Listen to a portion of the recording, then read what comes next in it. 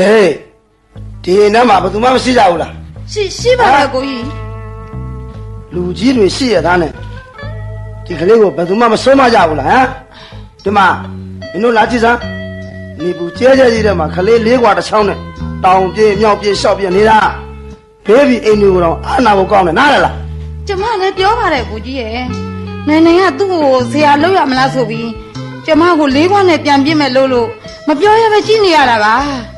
နေစမ်းပါဦးနေစမ်းပါဦးဒီရွယ်လေးကိုဒီလောက်တောင်မဲမပြောရမဆိုရဖြစ်နေကြသလားဒါနဲ့သူ့အမေကရောဘယ်သွားနေလို့လဲဟမ်မမကြီးမနေ့ပိုင်းကသွေးတိုးလို့ဆိုလားအိမ်ပေါ်ထဲမှာမှိန်းနေပါလေကိုကြီးကဲသွားမင်းလို့ဆရာရှိတာသွားလို့တော့ဟဲ့လူလေးတာရီလာစမ်းဘယ်စီကိုလာစမ်းဟုတ်ကဲ့ဒီမှာသားအတွက်ဖေဖေကစားစရာအယုတ်တွေအများကြီးဝဲလာတယ်နော်ဟေးသားဟဲ့ကောင်လူလေးသားအော်ခေါ်နေတာမကြောက်လားဟာလာစမ်းဒီကိုဒီကောင်ရက်ခါတော့မှာပဲမရက်ခါမို့နီးနေပြီနော်ကောင်ဟာမလာဒီပါဘူးဆိုနေပါဘယ်နဲ့ကတော့ရမလို့ဒီလောက်တောင်ဖြစ်လာတဲ့ကောင်ကဲမလာနဲ့ကွာမလာနဲ့ကွာဟမ်မပဲလားတောင်းဒီလိုကြီးတောင်းလည်းရိုက်နေတာမမေအိုးမိစိန်တို့နဲ့ဘာများဖြစ်နေကြတဲ့မှတ်တယ်တားဖာနေအောင်မေပူကြီးထဲမှာရက်လို့ပါလားဘယ်လိုဖြစ်နေကြတာလဲကိုရဲ့ကဲပြောစမ်းမအောင်မြင်တဲ့အတိုင်းပဲတဲ့ရေမြင်တဲ့အတိုင်းပဲကွာခေါ်မရအောင်မရနဲ့နေပူကြီးထဲမှာငှက်ပြစ်နေလို့ကိုမနဲ့ဆွဲခေါ်လာခဲ့ရတာခဏလေးတော့မျက်နှာလွှဲလို့မရပါလားတားရဲ့ဟင်မမေတာဒီလိုကြီးနဲ့တူတူနေတော့မမေတာကိုမလဲတာကိုရိုက်လိုက်တယ်မမေဒီလိုကြီးကတာမရှိတော့ဘူးမမေတာပဲခေါ်ပဲမမေခေါ်ပဲဘာပြောလိုက်တယ်နိုင်ဘာပြောလိုက်တယ်မမေကိုပြန်ပြောစမ်းဒါကလေးစကားလားဟင်နောက်ကဒီလိုပြောမလားဟင်ပြောမလားအိုးမင်းနေတယ်လေမင်းကလည်းကွာခလေးပဲကွာဒီစိတ်ဆိုးတော့ပြောမိပြောရပြောတာနဲ့တူပါတယ်ကွာခလေးပြောတာကိုဝင်းမြူနေစမ်းပါနဲ့ကဲနေဘူးတွေကဝင်လာတာချွေတွေတုပ်ပေးလိုက်ပူပင်နေပါဦးမယ်မဟုတ်ဘူးကိုမဟုတ်ဘူးဒီလိုပြောတာဆိုတာမျိုးတဲ့ခွင့်မလွတ်နိုင်ဘူးကို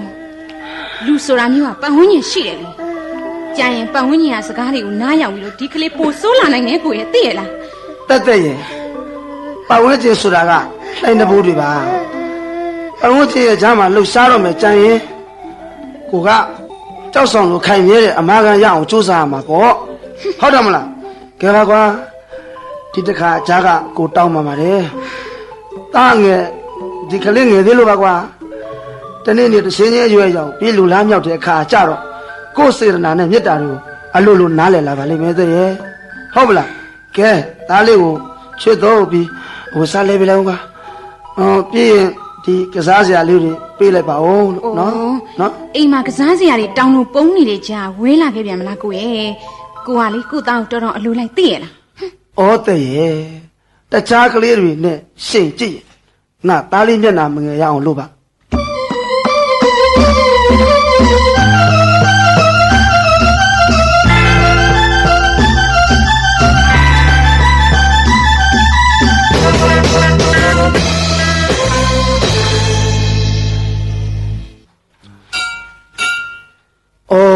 ဘာလူနဲ့နိုင်နှစ်ချက်တောင်ထိုးသွားမှာပဲသားမီးနှစ်ယောက်တော့နှစ်ချက်ကြီးအိမ်မောကြနေရှာပြီသားလေးညဦးပိုင်းကကိုနည်းနည်းပူနေတာဘယ်လိုများနေသေးပါလဲကိုဘူးစားချင်ဦးမှာပါပဲသားလေးမင်းတနေ့ကျရင်ဖေဖေရဲ့စေရနာတွေကိုနားလည်လာမှာပါသားရဲ့ခုပဲကြည့်လေ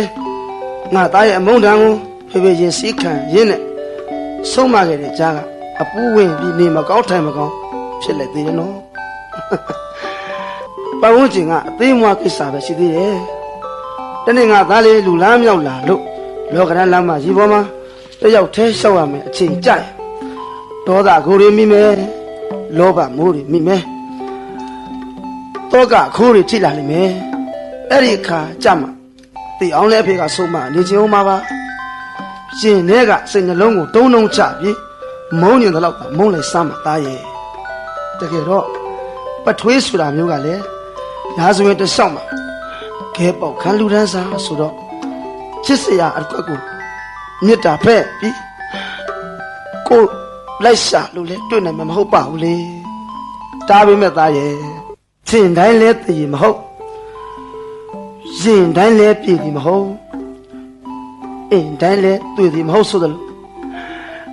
အမြင်အတိုင်းလဲအဖေဒီရုပ်ကိုအထွေးဆိုတဲ့အနှုတ်ချိုက်ပြီးအဟုတ်တကယ်မမုန်းဘူးလိုက်ပါနဲ့ကွာဖေးဖေးလေးတားကိုအသက်မခါချစ်ပါတယ်ပတ်ဝန်းကျင်အနေအစနစ်မှာဖေးဖေးအချင်းမြင့်ဘလောက်ပဲခိုင်မာနေပဲမဲ့ငါတားနဲ့ပတ်သက်လာရင်မြစ်တာတောင်းစားကြီးတယောက်ပါလားရဲ့လို့ဝန်းကျင်ကပြောလောက်ဖေးဖေးတတ်မှတ်ပါတယ်ဒီတသက်ဒီတခါနဲ့ဒီဘက်ဒီကဘာမှာအဖေရဲ့တားရဲ့တို့ရင်လည်းကမြစ်တာတန်းနေနဲ့မူမနေရမှာမကြရတဲ့အကြောင်းရမှာဂုံပကာဒနာစနစ်ဟုတ်တယ်နေကြတဲ့တွေးခေါ်နဲ့သမုဒိယအဝေရင်းဖျားကိုအလှလာရွှေရင်းကားတို့ထွေခင်းကစားချေတာတဲ့စနစ်ဟာအဓိကသေုပ်ဆောင်အပုတ်ကောင်ခန်းဝင်တာလိုက်တာသူ့တရခံဖေဘဝပထွေးဖြစ်ရတာသူ့တရခံအာရဲ့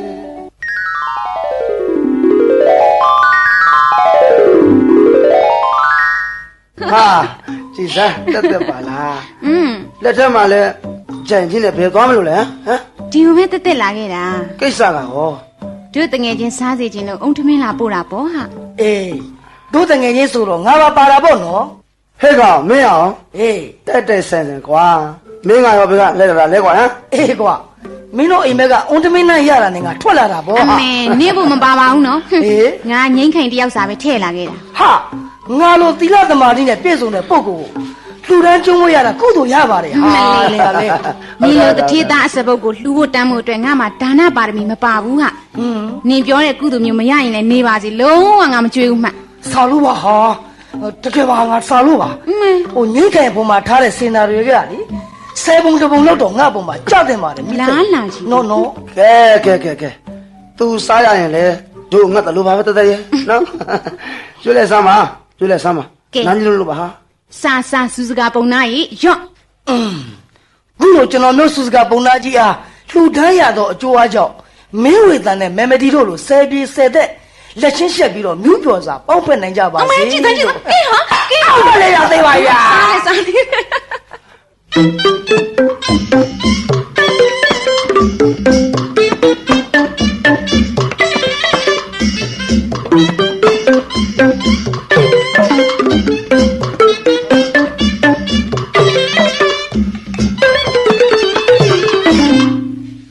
အောင်စိမ့်မင်းစောင်းကိုလူလင်နဲ့ရွှေမင်းသမီးပုံမျိုးကိုမင်းသေးသေးချာချာနားထောင်လို့ရထောင်မှုသားပဲဘာဖြစ်လို့အဲ့ဒီစောင်းကိုလူလင်ဆိုတဲ့လူကိုမင်းအနေနဲ့ဘယ်လိုမြင်လဲဟာစောင်းကိုလူလင်ပါဆိုနေမှာဘယ်လိုမြင်နေရမှာလုံးဟာကွာမင်းတော်တော်တွေးခေါ်နေပါတဲ့ကောင်ပဲအမှန်တော့စောင်းကိုလူလင်ဆိုတာပန္နရာသမားအစ်စ်မဟုတ်ဘူးကွာစောင်းကိုတက်လက်ကိုခုတုံးလုပ်ပြီးတော့ရွှေမင်းသမီးလူကြိတ်ကြံနေတဲ့အချောင်သမားတယောက်ပဲဟာမဟုတ်သေးပါဘူးကွာပုံမြင်ထဲမှာကတမျိုးဟာစောင်းကိုလူလင်ကမေတ္တာသမားဆိုအေးမင်းမမြင်ဘူးရင်သေးသေးချာချာကြည့်ထားဟောမှာတက်တက်နဲ့တွဲလျှောက်လာတဲ့ကောင်ဟာငါပြောတဲ့20ရာစုစောင်းအိုလူလင်ပဲကွာ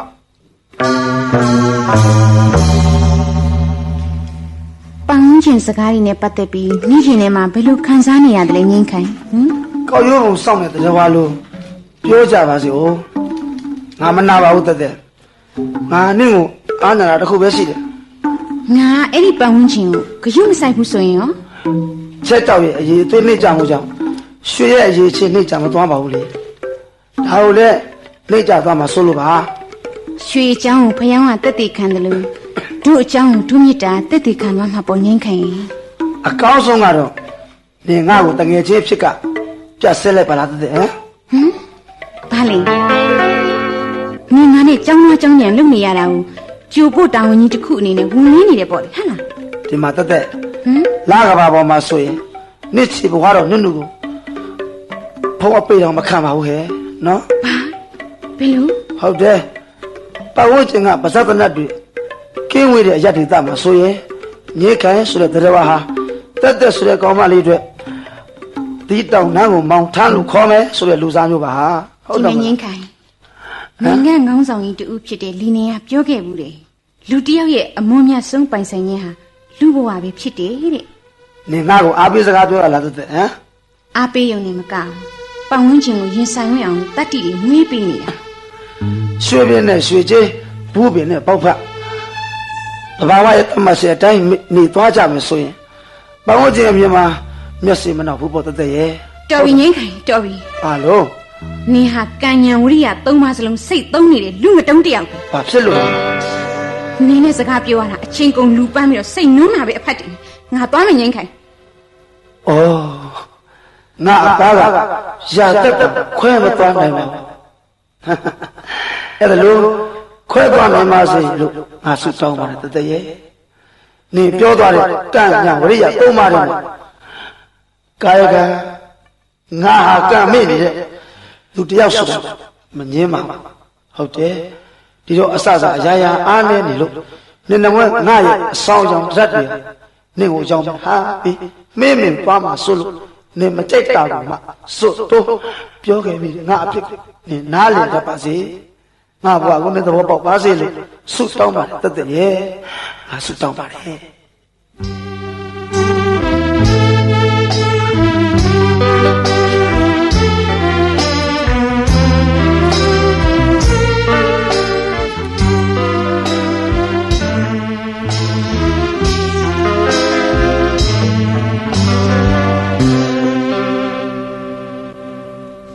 ငင်းခိုင်ကတတ်တည်မရှိဘူးမင်းအောင်တကယ်ကိုတတ်တည်နေတာဟုတ်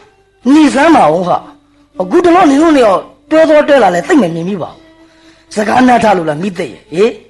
ငါပြောနေပါဘကောငင်းခိုင်ကတတ်တည်မရှိပါဘူးလို့ အေးလေတတ်တီမရှိရတဲ့အကြောင်းရင်းကိုလည်းပြောစမ်းပါအောင်ဟာ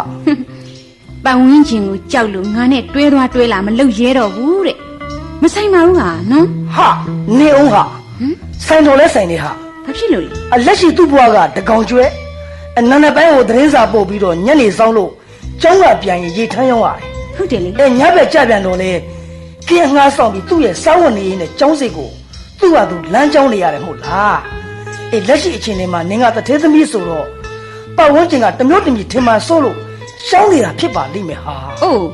ထင်းအောင်တို့ကမနေ့တနေ့ကမှတွဲလာတဲ့လူတွေကြာနေတာပဲ အဲ့ဒါကနင့်အမြင်ကိုဟိုတုန်းကအရွယ်နဲ့ခုအချိန်နဲ့ကကွာခြားခဲ့ပြီလေ မင်းအောင်ပြောတာမှန်တယ်တဲ့ ငင်းခိုင် ငါဘဝအစစအရာရာအစင်မပြေတဲ့ဘဝပါတဲ့ရဲ့အယိုးသားဆုံးဥပမာပြရရင်နင်ကမိုးငါကမြေပါနင်အခြေအနေကကျဲကလေးတွေဝိုင်းဝိုင်းလည်နေတဲ့ကြားမှာအမော့သားဆန်စားနေရမယ်အလားရမင်းငါကအုံညတွေပတ်လေဝဲနေတဲ့ကြားမှာအကော့သားနဲ့ပြာများနေရတဲ့အိမ်ညတရဝလုံးထွန်းမှာဒီတော့နင်နဲ့တကယ်သိရမယ်သူကဟောဒီကမင်းအောင်ဆိုတဲ့တငယ်ချင်းရာသက်ပံလွဲတဲ့နဲ့လူကငါဆိုတဲ့နေခဲမှာတက်နင်ဘလို့နီးနဲ့တွတ်အဲ့ဒီအဖြစ်ထွက်လာလိမ့်မယ်လို့လည်းငါယုံကြည်တယ် တော်ပြီငင်းခိုင်တော်ပြီ ဟမ် နင်ကငါမြစ်တာကိုတိတ်စော်ကားတယ် ဖြစ်ပြန်ပြီ နင်ဘက်ကတယူတန်အတွေးတွေနဲ့နင်ကနေပောက်ကရာတွေဆွေးပြီးတော့ကပအပြင်ဘက်ကိုငင်းနေတဲ့ကိစ္စငါ့ကိုလာမပြောနဲ့တော့ရတယ်လေရတယ်နင်စိတ်ချမ်းသာတယ်လို့ဖြစ်စေရမယ်ဖြစ်စေရမယ် ဩငါရင်ထဲမှာနင်းနဲ့လောရတာကိုစိတ်ချမ်းသာတယ်လို့ထင်ရင်နင်မှားတော့ပေါ့တဲ့ရဲ့နင်ဘဝတစ်ဆောက်လုံးမှာပန်းကလေးလူလှနေတာကြည်ချင်းမြင်ချင်းလုံးလို့ငါနှလုံးသားကိုမြေစာလုပ်ပြီးအသေးမှပါတဲ့ကျုပ်တေးရုပ်ကလေးလိုဟန်ဆောင်နေကြရတာပါခုနေခါမျိုးမှာနင်နဲ့ပတ်တယ်လို့ကဘာနဲ့ချီချီအချစ်ပြန်ဝဲများကျင်းပခဲ့ရင်စိတ်မသွေမဲ့ပြန်ဝဲခွင့်ရင်အပြည့်ဘက်ကနေပြည့်နှလုံးသားချင်းအချစ်ချင်းရှင်ပြလက်စမ်းပါပြီးတော့နောက်ဆုံးနေနဲ့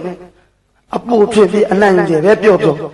ငါ့ရဲ့လက်ကမေတ္တာဓာန်တွေကိုကဘာရဲ့အပြင်ဘက်မှာမြိုက်ပေါ့အောင်ကိုတင်လိုက်ပေါ်တယ်လို့သာအော်လိုက်ချင်းစမ်းပါပြီးတော့ငိတ်ခိုင်မှာလည်းအသေးနဲ့ပါငိတ်ခိုင်မှာဆိုတဲ့ကောင်းမှာလည်းအသေးနဲ့ပါတတ်ရဲ့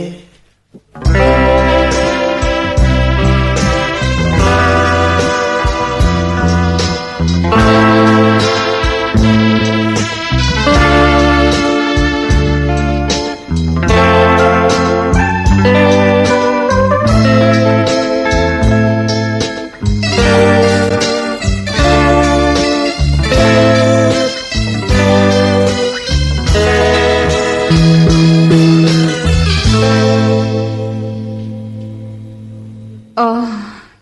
ခိုင်ငင်းခိုင်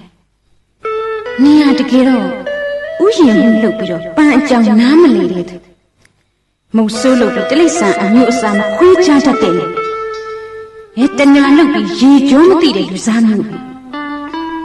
မြင်ဘဝလေးตายရပါစေတော့ရေငါမေတ္တာလမ်းကိုဖွင့်ပေးခဲ့ဒါပေမဲ့မေတ္တာလမ်းကိုမလျှောက်သစ္စာပန်းကိုမကောက်ဘူးပတ်ဝန်းကျင်စကားနောင်အောက်ကျပြီးရှောင်ထွက်သွားခဲ့တယ်အေးလေစဉ်းစားရဖြစ်တဲ့နေ့နှလုံးသားကိုလေးတပွန်စွန်နူးလိုလုပ်ပြီးဝေဟင်ပေါ်မှာငါလွတ်တင်ကြည့်ချင်စမ်းဘယ်လိုလဲငိမ့်ခံမင်းတို့ဥစ္စာကကွာကြော်တော့သေးတကြီးညားတော့တေထိုးတာဖြစ်နေပါလားကွာဟာမင်းငါ့ကိုဘာလို့လာပြောနေတာလဲတကယ်ချင်းဟာကွာငါတို့ထင်ထားတာကမင်းနဲ့တက်တက်နဲ့ဘာလို့ညာလို့ထင်ထားကြတာကွာဟောဒီနေ့တင်းစားထဲမှာဖတ်ကြည့်တော့တက်တက်နဲ့မင်းအောင်နဲ့စစ်သက်ကြောင်းသားညင်းဆက်တဲ့တင်းကိုတို့ဖတ်လိုက်ရတော့အားတင်သွားတာဗောကွာဟာ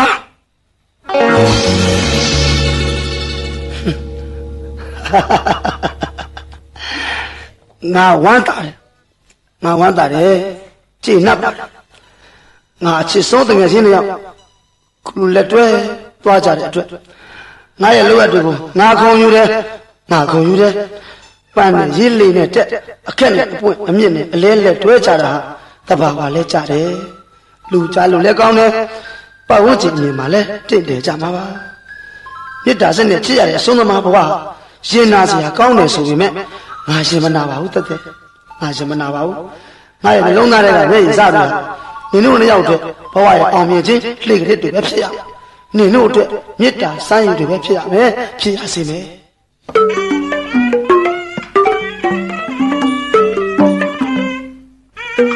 ရေနဲ့အောင်ချီရလုံးချီရတဲ့ပန်းကလေးဝေမေတ္တာလမ်းမကြီးမှာသစ္စာပဲနေသည်ကုန်းရင်လေကွယ်လောကရဲ့တဘာဝမှာကွယ်မမီရဲ့ပန်းခုလိုက်ရင်တမရရှုံးပြမုန်းလာခဲကံမွေးလို့မရေရနေဝိဒနာတိတ်ထားစိတ်ငါမပြေပေါ်ပြီးကွယ်တမခုရဲ့တဲ့ဥယျာဉ်မူရဲ့အမျိုးဆိုတာကွယ်အော်ကုသိုလ်လူပြိုတော့အခါကမလှခဲ့ဘူးတဲ့ပတာရတို့ကျွန်တော်ဘဝမှာတဘာဝကြာရှိသေးတော့ကိုဘဝကအမြင်နှုတ်လို့လဲထုတ်ပေါ်တက်လာမဲ့တက်ရဲ့ခြေလမ်းလို့စေနာတို့ရေစီကမူလိုက်ပြီးမင်းအောင်နဲ့လိုက်ဖက်လို့မျက်နှာပြန်ပြီးတော့မူပေးလိုက်ရတယ်သူတို့တွေပြားရည်ဆန်းလို့ခရီးလမ်းတဝဲကျိုးမှမဟုတ်သေးဘူးကျွန်တော်လိုလားတဲ့ဘဝဆိုလေငြိမ့်ပါစေအတိတ်နဲ့ဒီတစ်ဆောင်ကခေါင်းထောင်ပြီးသိစုပေါက်ရင်ခွင်အောက်ကချစ်သူပျောက်သွားတယ်လို့ဆိုတော့မြောက်လက်ထက်အုံးသီးရောက်တယ်လို့ပေါက်တဲ့ထီလဲဘာလို့ရမှာမသိအေးလေဒီနေ့တော့သူတို့နှစ်ယောက်ကိုကြည့်ရှုနိုင်ပါလိမ့်မယ်ဆိုတဲ့အတွေ့နဲ့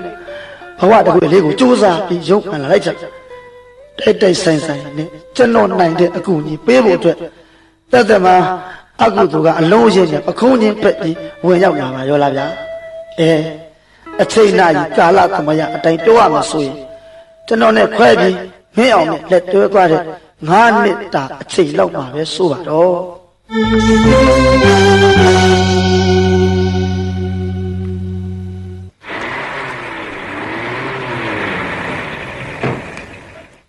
ဘယ်သူနဲ့တွေ့ကြလို့ပါလဲခင်ဗျာကျွန်တော်ဒီရင်ကဒေါ်တက်နဲ့တွေ့ချင်လို့ပါခဏတော့အခုကျွန်တော်သွားပြီးမမတက်ကိုအကြောင်းကြားပြရမယ်ဒါနဲ့အခုနာမည်ကဘယ်လိုခေါ်ရလဲခင်ဗျာငိမ့်ခိုင်လို့ပြောလိုက်ပါ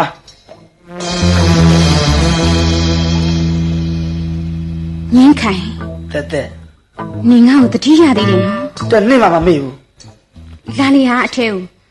ဒါနဲ့နင်တယောက်ထဲလားအချစ်ဆုံးတငယ်ချင်းလက်ယောက်နဲ့ကွဲသွားတဲ့အချိန်ကစပြီးဒီနေ့အထိငါတယောက်ထဲပါတက်ရဲ့ငါနေ့စီကမိဘတွေနဲ့မင်းအောင်ရဲ့တရင်ကိုကြားလို့လာခဲ့တာပဲဒါနဲ့နင့်အလုပ်ကနေမှာဆိုဟုတ်တယ်အဲ့ဒါကြောင့်တရင်ကြားချင်းမလာဖြစ်တာကိုခွင့်လွှတ်ပါတက် ငါဖြစ်ကစိုးပါတယ်ငင်းခိုင်ရင် အေးလေကြားချင်းငါတော့မယုံဘူးဘယ်လိုဖြစ်ကြတာလဲဟမ် ဖေဖေနဲ့မေမေကဘကိုးမှာအတိတယောက်ဆေးရုံတင်ထားရတာကိုသွားပြီးသတင်းမေးချင်တယ်ဆိုလို့ ကိုမင်းအောင်ကကားနဲ့လိုက်ပို့ပြီးအပြန်လာအဝေးပြေးကုန်တင်ကားကြီးတစ်စီးနဲ့တိုက်မိပြီး၃ယောက်စလုံးနေရာမှာတင်အသက်ပြောက်ခဲ့ရတယ်ဆိုပါတော့ငင်းခိုင်ရင် အိုးဖြစ်မှာဖြစ်ရတယ်ငါဘာတွေအကူကြီးပေးရမလဲတက်တက် ကျေးဇူးတင်ပါတယ်ငင်းခိုင်ရင် နေနဲ့ငါဟာတစင်းနေမဟုတ်ဘူးနော်နောက်ပြီးနဲ့မှမင်းအောင်နဲ့ကလေးတယောက်ကြံခဲ့သေးတယ်ဆိုပြောလေတက်တက်နင်တစ်သက်လုံးအမေတစ်ခုသားတစ်ခုနဲ့နေသွားတော့မှာလား ခုလိုအခြေအနေမျိုးရောက်မှာတော့နင်ကငါအကူကြီးမတောင်းချင်တော့ဘူးငင်းခိုင်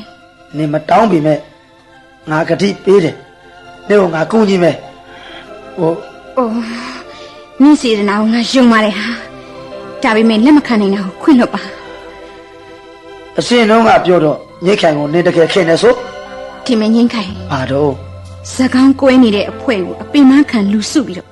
ဘာဖြစ်လို့ခေါင်းစည်းတက်မင်းသားဝင်လှုပ်ချင်ရတာငင်းခိုင်ဟမ် လွန်ခဲ့တဲ့9နှစ်ကျော်က300မယ်စကားတစ်လုံးကိုအခုမှပြေဖို့ငါဖွင့်ပြီးတစားစင်ပြရမယ်ဆိုရင်တော့နင့်ကိုအသက်လောက်ချစ်လို့ အိုးငင်းခိုင်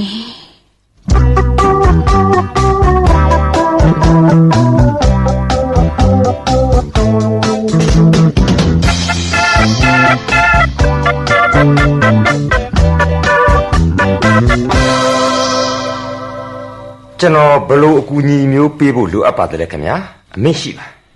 ကျမကဒီအိမ်နဲ့ဒီချမ်းကိုရောင်းချင်လို့ပါရှင် ဘလို့အခက်အခဲတွေရှိနေလို့ထုဘဲကိုစီစဉ်ရတာလေတို့တက်တဲ့တခြားနည်းနဲ့ဖြည့်ရှင်းလို့မရတော့ဘူးလားဗျာဟိုကျွန်တော်ကမိတ်ဆွေကောင်းပြီးစေတနာနဲ့အကြံပြုတာပါနော် ဟုတ်ကဲ့ကျေးဇူးတင်ပါတယ်ကျမရဲ့မိဘများနဲ့ခင်မွန်းနဲ့မရှိတော့တဲ့နောက်မှာလိုအပ်နေတဲ့ငွေကိုဖြည့်ရှင်းမှုဆိုတာဒီတလမ်းမရှိပါတော့ရှိနေကြီးဟဲ့ငင်းခိုင်ရှိစမ်းမအောင်လက်ထဲမှာလည်းအထုပ်တွေအပိုးတွေနဲ့ငါဘယ်လှည့်လာတာလဲ အားလေးနဲ့နင့်အတွက်ငါလာပြင်ထဲမှာလာကြုံတာနဲ့ဝယ်လာခဲ့တာဘာလဲလုံးမပေါ့ရော့တက်တက်မဲ့ဒုက္ခရှာလို့ဟင် ဒုက္ခမရှာပါဘူးလေ ကဲလာငင်းခိုင်ထိုင်လေနင့်ကိုရှင်းနေရင်လည်းမိတ်ဆက်ပေးရအောင်မေဒါဒိုးမိပါရဲ့လက်ဆွဲရှင်းနေဥရစားတဲ့ ဟုတ်ကဲ့တွေ့ရတာဝန်တာပါတယ်ခင်ဗျာ ဟုတ်ကဲ့ ရှင်းနေ ဟုတ် သူကကျမနဲ့ကြောင်းနေပဲတငယ်ချင်းမှာနာမည်ကငင်းခိုင်နဲ့ တွေ့ရတာဝမ်းသာပါတယ်ဦးငင်းခိုင် ဟုတ်ကဲ့ခင်ဗျာဒါနဲ့စကားမဆခုတင်ကအိမ်အယောင်းဝယ်ကိစ္စလေးပြောနေတာကြားပါ ဟမ်အော်ဟိုတိုင်နေတော့မရှိပါသေးတယ် အေးဒီလိုဆိုရင်ငါဝယ်မယ် ဟာခုလိုတငယ်ချင်းတွေတယောက်နဲ့တယောက်ရောင်းဝယ်ဖြစ်သွားကြရင်ဝင်းသာစရာပေါ့ဗျာ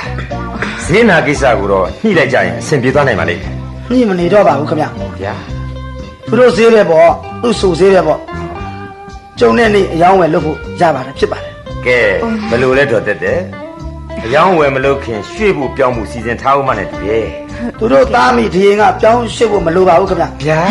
အော်ဒီလိုပါအခုအယောင်းဝယ်ကိစ္စကိုဒီရင်ကတားငယ်လေးသိသွားရင်စိတ်မကောင်းဖြစ်နေမှာစိုးလို့ပါ သူ့အဖေလက်ထက်ကအဆောက်ဦးဆိုတော့ဟိုကလေးပြင်မဲ့တန်ဟောစီရှိနေမှာပေါ့ဒီတော့အခုဒီကိစ္စကိုတားငယ်လေးမသိအောင်စီစဉ်ပေးစေချင်ပါတယ် အိုးသားလေးကငယ်ပါသေးတယ်ငင်းခိုင်ဒီလောက်လဲသူခံစားမိမှာမဟုတ်ပါဘူးဒီတော့ကုရှုံမနောင်ရှင်းဆိုသလိုပြက်သားစီစဉ်လိုက်တာကောင်းပါမယ်ငင်းခိုင် ငါစေတနာကိုနင်နားလေစမ်းမှာတက်တက်ရဲ့ငါဘဝမှာဘာဆိုပါမဟိုမောမတွေ့တာလားပါယုံမှာဒါနဲ့နင်အသိဆုံးမှာအေးဒါပေမဲ့တခုတော့ရှိတယ်ငါရဲ့လက်ရှိအခြေအနေမှာအလိုလားဆုံးဆန္ဒရဲ့မျှော်လင့်ချက်အရာကိုပြောရရင်နင်စိတ်ချမ်းသာဖို့ငါတူလေးရဲ့ဘဝရှိဖြောင့်ပြဖို့ဒါပဲတဲ့ ကို့အတွက်လဲကိုထဲတွေ့အောင်မပေါ်ငင်းခိုင် ငါအတွက်ဆိုလို့ငါဘဝရဲ့အကြီးမားဆုံးလိုလားတောင့်တကြနေ့နဲ့ကမေတ္တာပါတက်တဲ့ရဲ့ အော်ငင်းခိုင်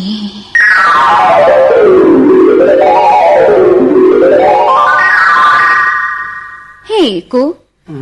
မအိတ်သေးဘူးလားညနေလာပြီကိုရဲ့ အော်တက်တောင်တရေညိုးလာမှာကိုကွာအိတ်တာဘောတရေအိတ်တာဘော တဲ့အိမ်ယာတွေကကြည်နေတာကြားလာပြီတကောင်းမှရက်ပြီးတော့ကိုဘာတွေစဉ်းစားနေတာလဲ တဲ့ရေဘာရလို့မဟုတ်ပါဘူးကွာကိုဘွားရဲ့အတိတ်ကဆန်းကျင်တဲ့ဖြစ်ရလေးတွေကိုတရိယာနေပြီလို့ပါ တဲ့တူသားမိအတွက်ကိုစိတ်ညစ်နေတာတော့မဟုတ်ပါဘူးနော် အိုးကို့မှာတက်တူသားမိအတွက်မင်းတို့နဲ့ပတ်သက်လို့စိတ်ညစ်စရာဘာတစ်ခုမှမရှိပါဘူးတဲ့ ဟုတ်ပါတယ်လေ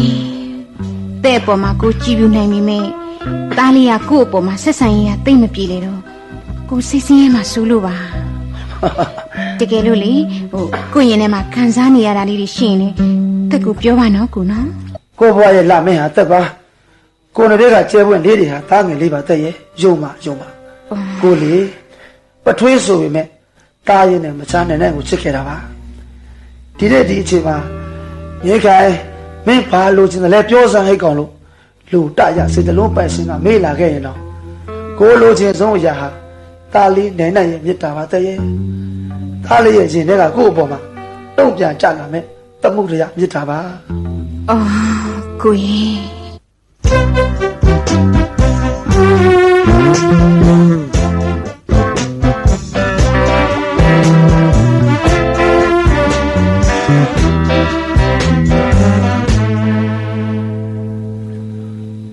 ဟာအမေ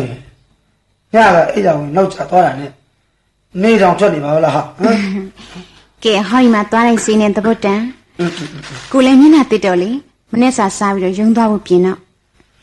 သွားတာပေါ့တည်းသွားတာပေါ့ဟာဒါနဲ့တားလေးဘယ်လိုနေသေးလဲတဲ့ဟမ် တက်တာပါတယ်ကို အော်အေးကွာ ဒါပေမဲ့ဒီနေ့ကြောင်းတော့မလွတ်သေးဘူးလေအောက်ထပ်မှာမိစိန်လုံးနဲ့ကစားနေတယ်လေကိုရဲ့ ခက်တာပဲကွာတော်ကြလေးကွာတစ်ချောင်းနဲ့နေဘူးထွက်နေပါဦးမယ်ဟာ ကဲပါကိုရဲ့ဒီနေ့တနေ့လုံးသားကိုတက်ကြည့်ပြီးထိန်းထားပါမယ်ပူရလိုက်တာလေလွန်ရောကဲလားမျက်နှာသေးရေချိုးဖို့အောက်ထပ်ကိုဆင်းကြမယ် အေးကောင်းကွာ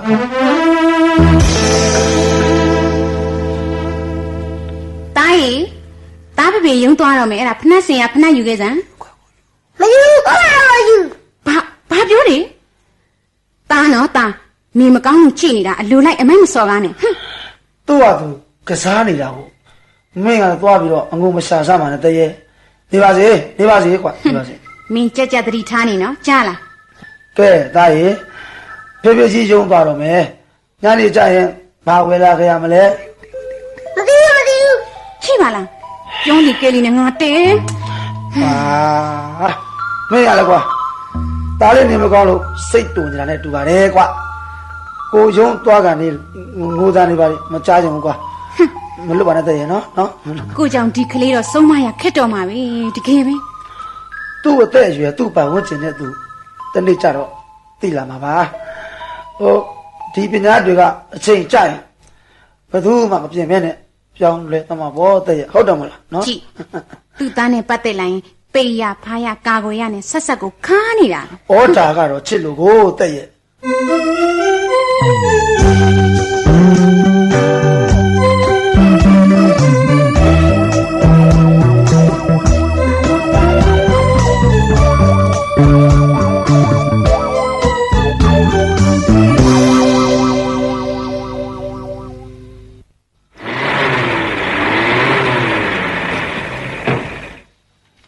တဲ့ရ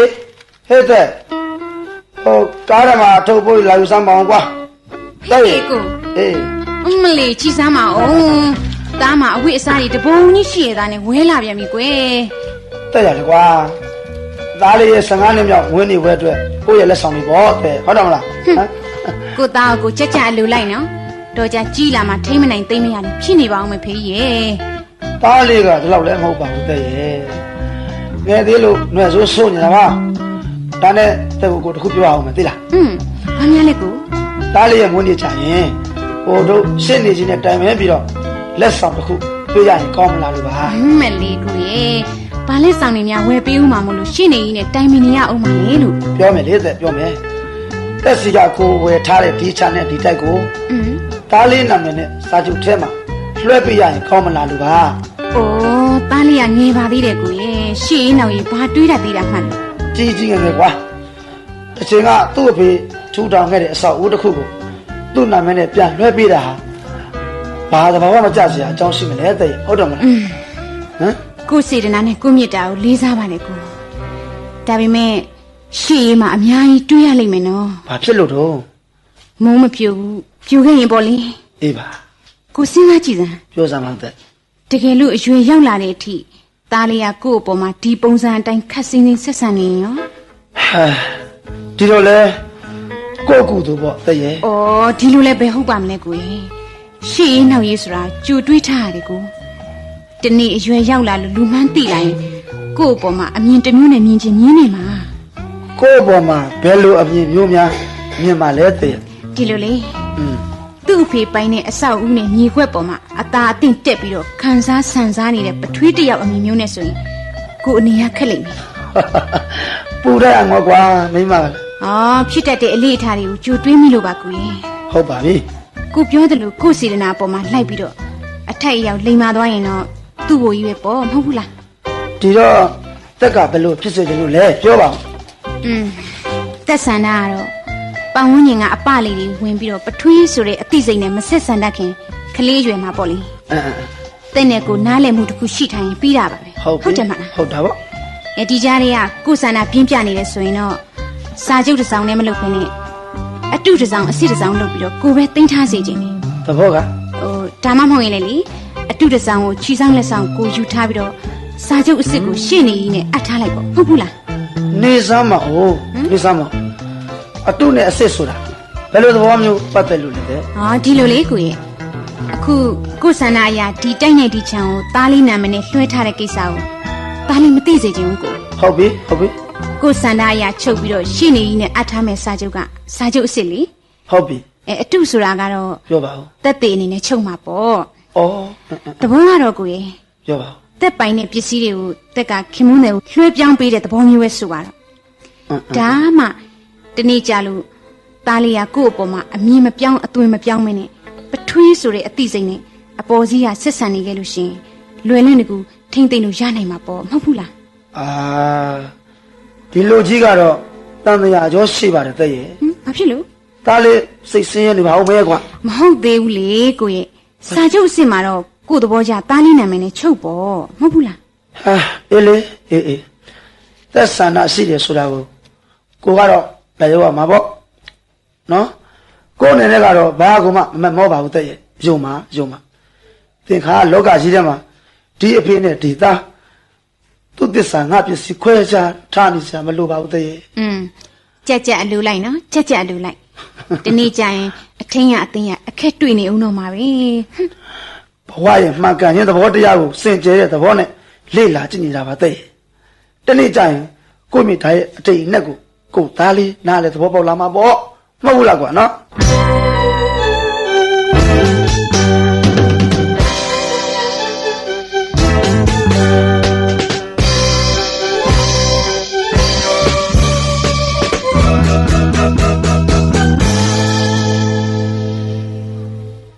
အုတ်ဩတွန်သောຫນွေ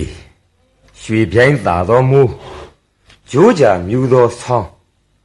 ဟောင်းရည်နောက်ချံရွက်ကြံပြက်ကလေးစာမျက်နှာလေးများထဲမှနာယီလက်တံနဲ့ရာစီရက်ကြံတို့သည်မနှက်ဖြံပေါင်းများစွာကိုကြိုဆိုဂုံပြူရင်းမှခရီးပြင်းနှင်းလာလိုက်ကြသည်မှာ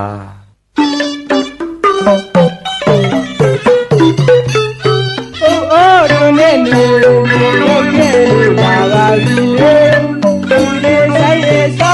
don't lie it. Is it we and boy? So la vida.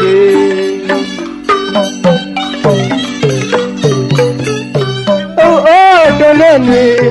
la vida. You just say so, don't lie it. Is it we and boy? So la vida.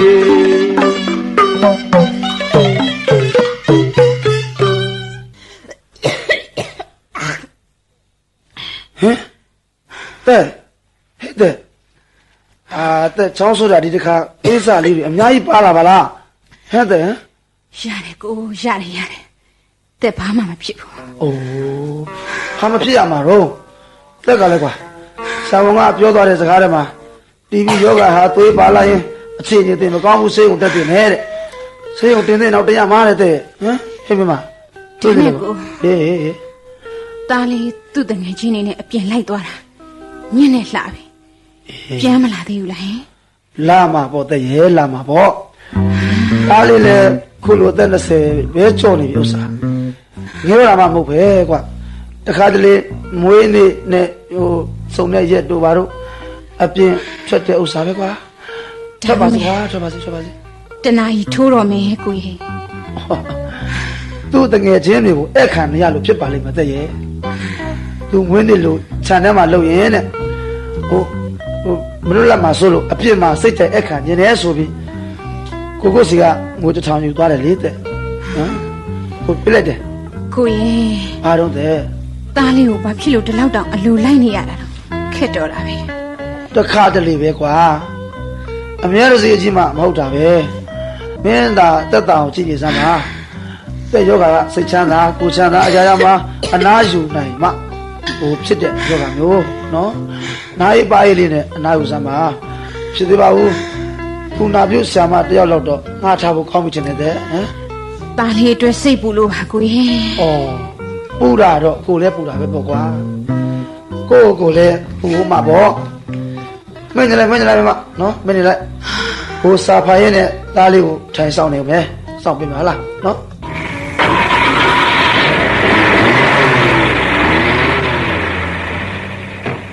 โอเค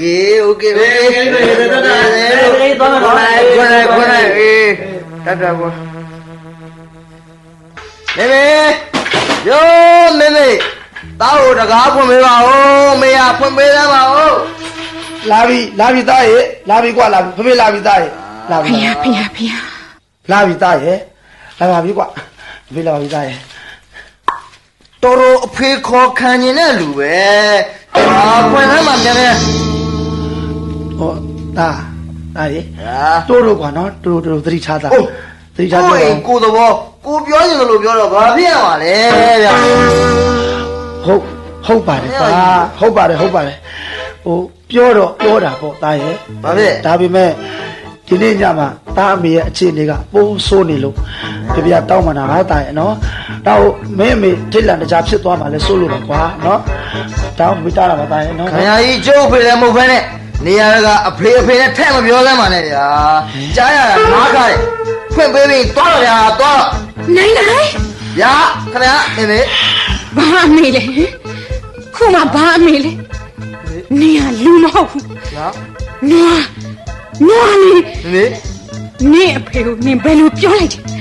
ငါ့ကိုပြန်ပြောစမ်းအဲ့ဒါနင့်ကိုငယ်လေးတွေကစောင့်ရှောက်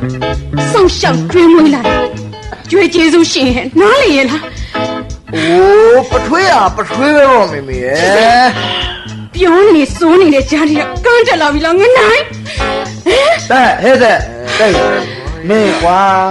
မင်းအားလည်းမရှိပဲနဲ့ဘာဖြစ်လို့အပေါ်ကဆင်းလဲရတာလုံးမိမ့်ပါကလေးပဲကွာကလေးပါဟိုသူပြောတာဆိုတာလေးတွေကိုလူကြီးတွေကခွင့်လွန်နိုင်ရမှာပေါ့ဟုတ်လားတဲ့ကဲသွားကိုတို့သားဖအပေါ်လာခဲ့ပြီနော်တဲ့ဒီနိုင်မွေးကျေးဇူးတွေကိုတလေကြီးပြန်ဆက်နေတဲ့တောင်းမိုက်ခုကျမကိုယ်တိုင်သွားပြီးဆုံးမခြင်းလို့ပါရှင်တောင်းမိုက်မင်းလူမဟုတ်ဘူးနွား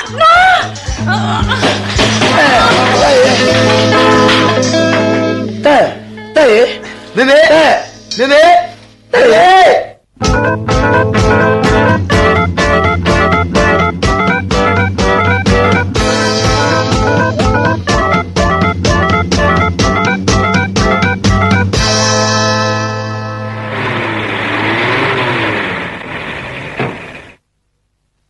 သားရဲ့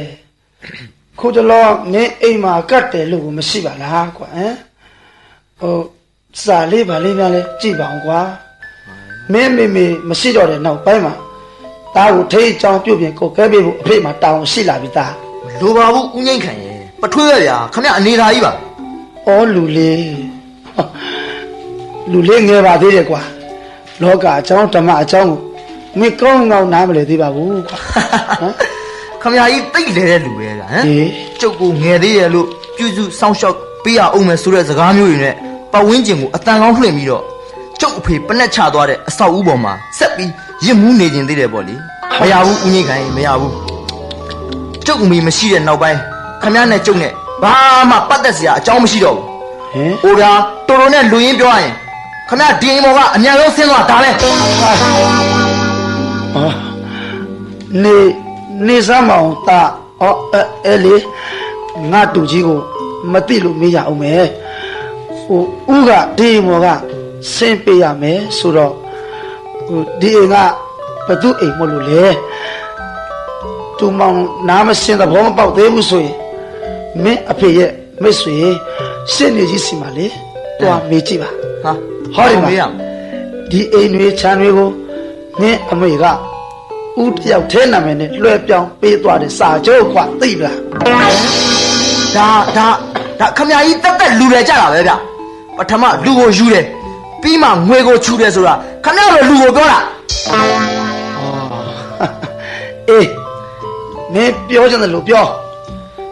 အမောဖြစ်ရင်အိယာလိပ်ပြီးဒီမောကမင်းဆင်းသွားကွာတကယ်လို့ငါအမိတ်ကိုမနာခိုင်းရင်စာချုပ်စရမ်းပြီးထုတ်ပြပြီးတော့မင်းကငါပိုင်နဲ့ကျူးလို့မှုနဲ့ဆိုင်ရာကစကားတွားပြောမယ်ဒါပဲကအေးပေါ့ဗျာခမရကညံသမားဆိုတော့ကံတရားကိုလှက်ပတ်အနိုင်ယူသွားတာပေါ့လေရပါတယ်ဗျာရပါတယ်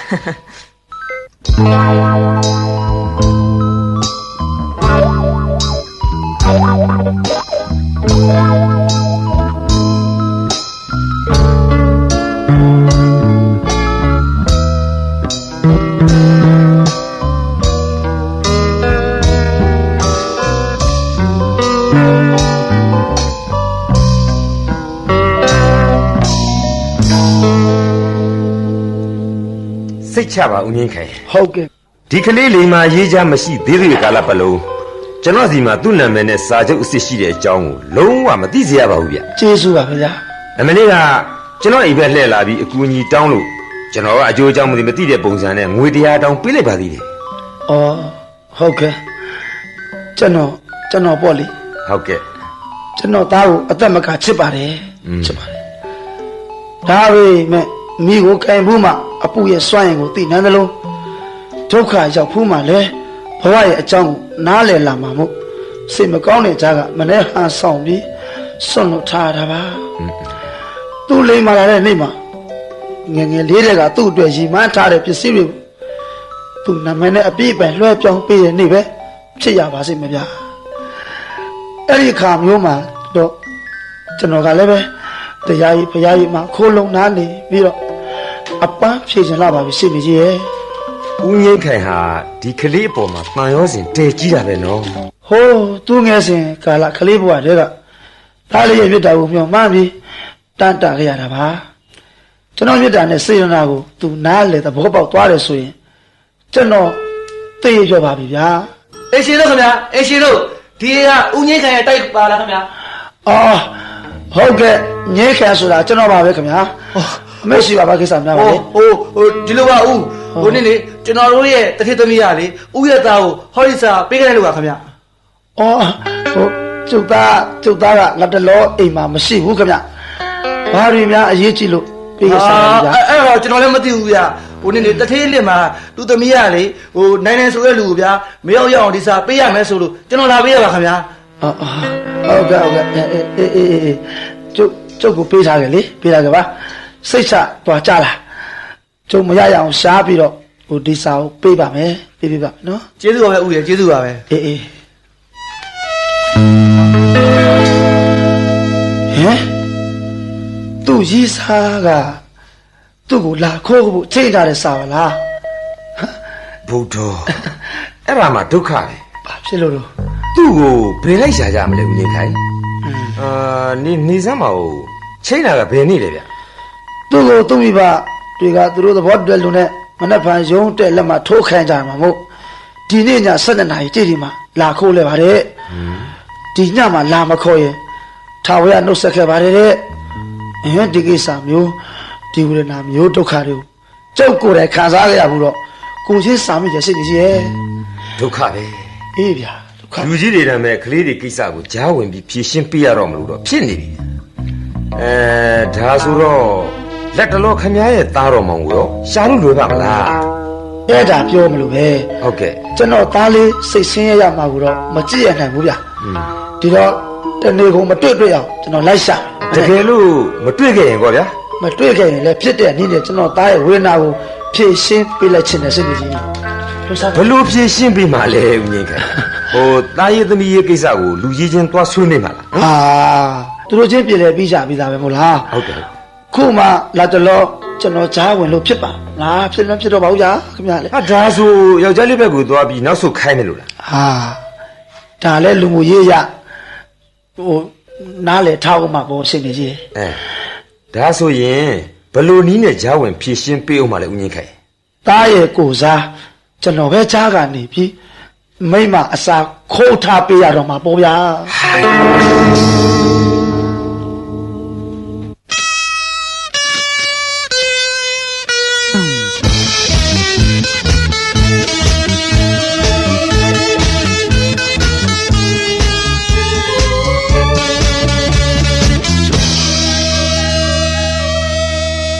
ဘာပြောတယ်ပေါက်ကြော်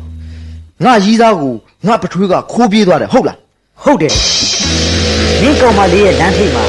မိကင်းစောင့်နေတဲ့ဖိုးထူးတို့လူစုရတယ် အေး ညတနာရီလောက်မှာတဲ့ ဟမ် မင်းကောင်မလေးနဲ့မင်းပထွေးလမ်းတွေကထွက်သွားတာကိုအသေးအချာမြင်လိုက်တယ်တဲ့အဲ့ဒါနဲ့ဒီနေ့မနေ့မင်းပထွေးကိုသွားမိကြတော့ အေး तू လုံးဝမသိဘူးလို့ညှင်းလွှတ်လိုက်တယ်ဆိုပဲကွာ ဖိုးထူးနဲ့တွေ့ရဆိုတာကကျင်းတယ်လို့လားကွာ ဩဖိုးထူးနဲ့မင်းကောင်မလေးကတလန်းတဲ့အတူနေလာတဲ့ငယ်တငယ်ချင်းတွေဗျာ အေးလေငါသိ ဒီရုပ်ကိုမမှတ်မိပဲနေပါမလားကွာနောက်ပြီးတော့ အင်း မင်းပထွေးကိုလည်း तू သိနေတဲ့ဟာပဲခုမနဲ့ဖိုးထူးကတက်တေလိုက်သွားတာတော့မင်းပထွေးကလူတူတို့ဖြစ်ပါလိမ့်မယ်ဆိုပြီးပြောင်းလိန်တွတ်လိုက်တယ်အဲ့တော့ကွာကြော်တော့သားနဲ့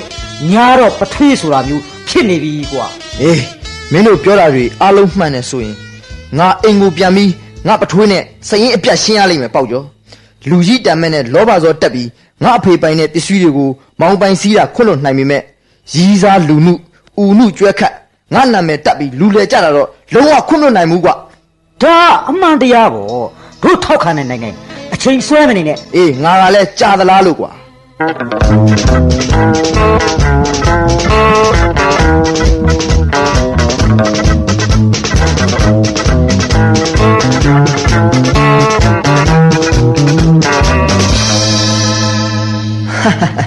လူကအကျင့်ပြက်လက်ကတော့တရားစာအုပ်ကန်လို့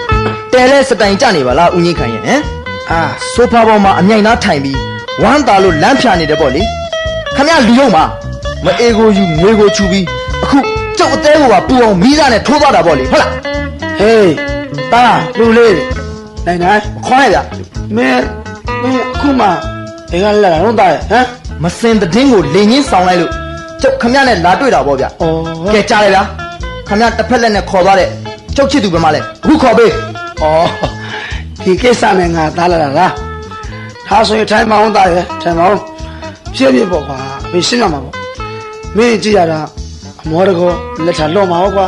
ကျုပ်ကိုအချိုတက်ပြီးအချောက်တိုက်လာချော့မနေပါနဲ့ဗျာ ဟုတ်ပါ ဘယ်မှာလဲအခုခေါ်ပေးဗျာခမရကိုကျုပ်မယုံဘူးခမရဟာမင်းသားကောင်းစောင်းထားတဲ့ဘလူးရ ဩ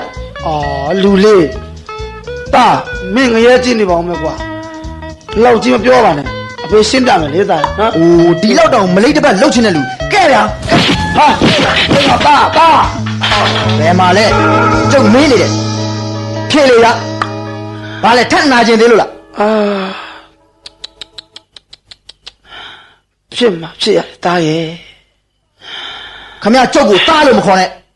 ဘယ်မှာလဲကျုပ်ကြီးရ အေးမင်းတလောက်တွေ့ချင်နေမင်းချစ်သူရှင်းနေကြီးအိမ်မှာသွားတွေ့လိုက်ပါသားနော်ဒီမှာကပန်းကလေးကိုပြုစုတော့မှတော့ရည်ရွယ်ချက်အပြည့်နေပါအပိရှင်းသန်လို့အပွင့်ရလို့မြေလာကမှဒီပန်းမလှတာကတော့ရေမဝနေခလို့ပဲဖြစ်ပါလိမ့်မယ်သားရဲ့ဆန္ဒဆိုမရှိကြရုံအမှန်ပါအေးလေဒါပေမဲ့အဖေကနေရှင်းပြလို့ငါသားမယုံနိုင်တဲ့အချင်းမို့မပြောတော့ပါဘူးနော်ဦးလေးညကတည်းကအဲ့ဒီရှင်းနေကြီးအိမ်မှာပို့ထားခဲ့ပါတယ်မင်းရှင်းနေကြီးကိုအကျိုးအကြောင်းသွားမေးကြည့်ပေါ့သူကအစုံရှင်းပြပါလိမ့်မယ်ကွာ ရှင်းပြပါလိမ့်မယ်သားရဲ့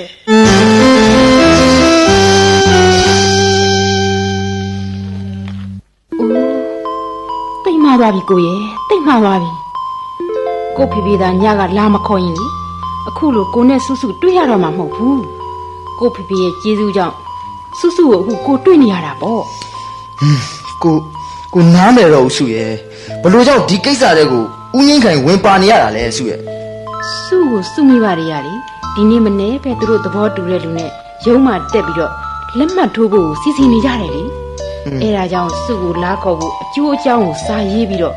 အိမ်ကကိုပူးနဲ့ကိုစီကိုစာအမြန်ဆုံးပို့ခိုင်းလိုက်ရတာပေါ့ မင်းအိမ်ကဆင်းသွားတာကိုဒီကလေးမလေးကမသိတော့အိမ်ကိုပဲစာပို့လွှတ်လိုက်ရတာပေါ့ကွာ ဟုတ်ကဲ့ အဲ့ဒီအချိန်ဦးလည်းမင်းတို့အိမ်မှာမင်းအဖေနဲ့စကားစမြည်ပြောနေတဲ့အချိန်ပေါ့ ဩ တခါလေမင်းအဖေဟာမင်းအတွက်ချင်မကန်မိလက်မကန်မိဖြစ်ပြီး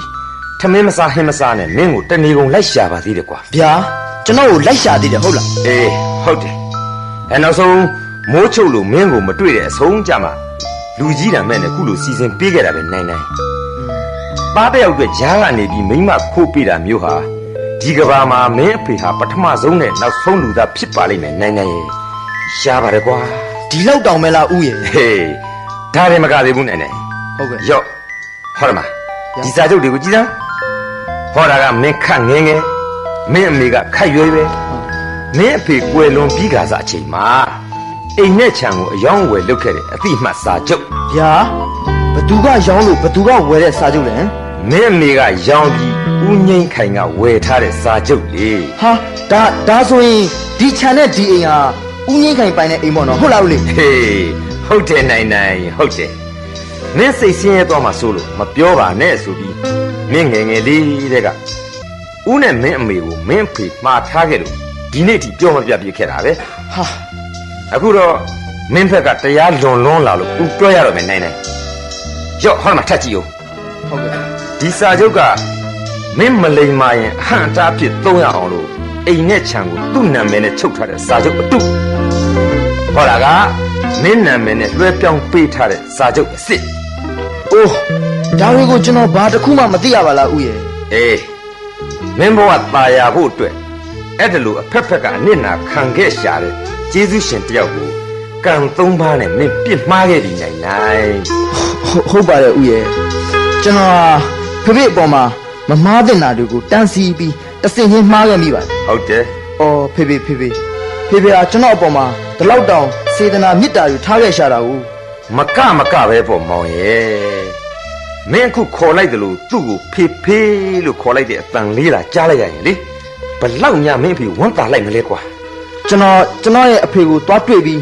ဝင်ချတောင်းပန်ကြော့ပါတော့မယ်ဥရဲ့ အေး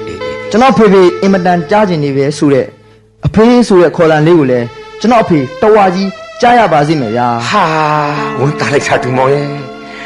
ဦးတော်မလေးကြားကနေဒီလောက်ဝမ်းသာမိသေးရင်မင်းဖေဟာဘလောက်ညဝမ်းသာလိုက်လိမ့်မလဲကွာကဲလာတူမောင် ဟုတ်ကဲ့ အချိန်ရှိတော့မင်းဖေစီကိုတွားလိုက်ကြအောင် ဟုတ်ကဲ့ဦးလေး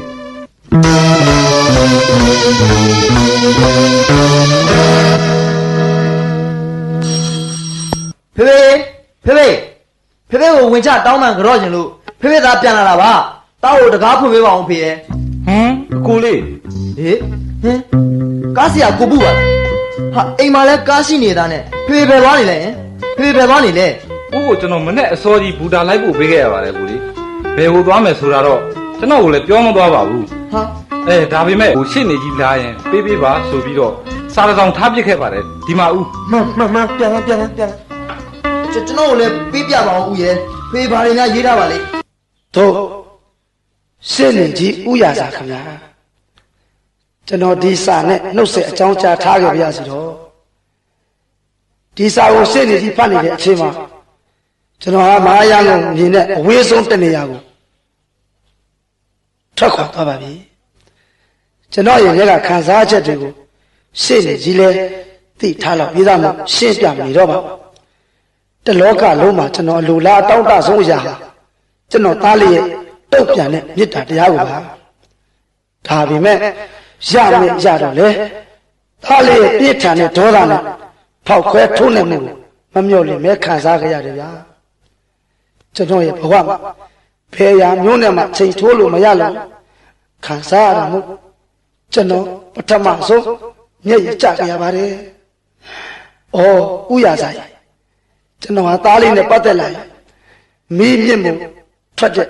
ဝါကျုပ်ပွဲရဲ့အလောက်ထပ်ဆင်းပြီးပဏာဆင့်ပွားထူးခြားတဲ့ဝိသေသနာအစစ်အလာအပြစ်တစားဆင်ပေးနေကြရတယ်။ပန်းမေးကြပင်လို့လူစားမျိုးပါကျွန်တော်ရဲ့ဖြည့်ဆွဲချက်တွေဟာရေးတည်တာဒီလန်နဲ့ပမားတူတဲ့ကျွန်တော်သားလေးရဲ့ဘဝကိုအလှမအရင်စစ်နဲ့ရွေခဲ့ပါတယ်ဒါကိုလည်းရှင်းနေရေးတည်ပါတယ်လေတည်ငြိမ်သောကံရည်ပြင်နဲ့ဆိုတဲ့စကားဆင်လာတဲ့ကျွန်တော်ရဲ့တည်ငြိမ်တဲ့နှလုံးသားကံရည်ပြင်ဟာသားလေးနဲ့ပတ်သက်လာရင်အတိုင်းအဆမရှိနဲ့ဆိုင်ခဲ့ပါတယ်ဦးရစားကြာဆိုတာရေမှာပေါ့ရောက်တဲ့ပန်းမှာဒါပေမဲ့ရေရှိတယ်လေကြာရှိလို့မဟုတ်ပါဘူးကြာဆိုတာကြည်လင်းနဲ့ဆိုင်ပြီးတန်ရှင်းတဲ့ရေအမ်းရေကမ်းမျိုးမှာသာပေါ့ရောက်တတ်တဲ့သဘောတဘာဝအရာကျွန်တော်ရဲ့မြစ်တာနဲ့သိပြချင်းခံရတဲ့ကျွန်တော်သားလေးရဲ့ဘဝကိုလည်းစိုးပြေကြိုက်တဲ့ဇနတ်ထုတ်တဲ့နေစီလို့အမှန်ပါဗျာအခုကျွန်တော်မရှိတော့တဲ့နောက်ပိုင်းမှာသားလေးရဲ့ဘဝကိုကျွန်တော်ကိုစားရှင်းနေကြီးကပဲထိမ့်သိမ့်ချုပ်ပေးလိုက်ပါတော့ငင်းတဲ့သားရအောင်ဖန်တီးဖို့တောင်းယူလိုက်ပါမလိမ္မာတာရှိရင်လည်းဆုံးမပြုတ်ပြင်ပါသူတို့လိုအပ်တာရှိရင်လည်းကူညီမဆပေးလိုက်ပါဗျာကျွန်တော်မြစ်ရင်ဝင်နဲ့တိမ်မှသွားတယ်ကျွန်တော်သားလေးအတွက်အထက်အခါကမေတ္တာရက်ခံခဲ့ပါစေနောက်ဆုံးမှာခဲ့ချင်တာကတော့သူရတဲ့ရတတ်တဲ့ငွေကိုလွှဲပြောင်းခြင်းသားလေးကိုပြောပြလိုက်ပါဗျာကျုပ်သားလေးကိုပြောပြလိုက်ပါသားလေးရဲ့မေတ္တာဘယ်ကဘာဘယ်နေရာကိုဘယ်ရောက်ရောက်အမြဲထောင်ရမျော်လင့်စောင့်စားလိုက်ပါလို့ဩတာပါပဲဗျာသားလေးကိုသွန်သင်ပါကျုပ်သားလေးကိုဆုံးမကုညီပါအားပေးပါမေတ္တာထားကြပါလို့တိုက်တွန်းရင်နောက်ဆုံးနှုတ်ဆက်ခဲ့ပါတယ်တားငယ်လေးရဲ့မေတ္တာကိုထာဝရမျော်လင့်နေတဲ့ကျွန်တော်ပထွေးကြီးငြိမ်းခိုင်